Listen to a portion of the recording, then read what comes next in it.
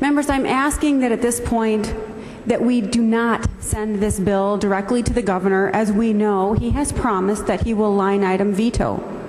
We have $725 million budgeted for this bill, and yet this bill still, after all the negotiations, overspends our budget by $250,000, well over the $1 billion mark. Excuse me, I said $250,000. It's $250 million over budget, Mr. President. And I'm very concerned that what we're doing is proposing to send a bill to the governor that does not have a majority support in both houses.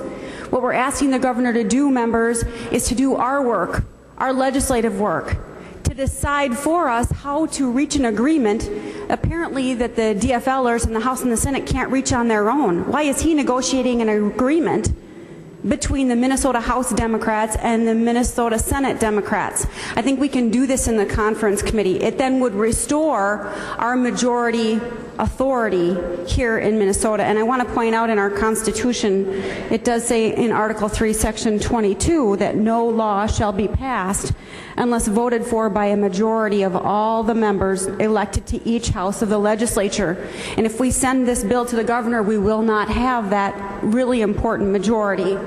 There's another point in favor of my motion, Mr. President, and that's the concern that if we give up this authority to come up with our own legislative solutions here, we might as well give up on the budget as well.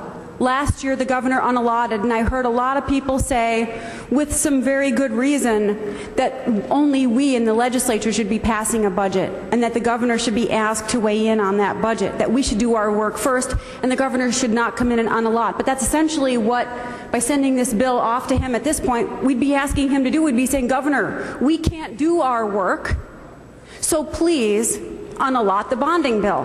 There have been a lot of opposition to unallotments in the past. I've heard a lot of arguments against that.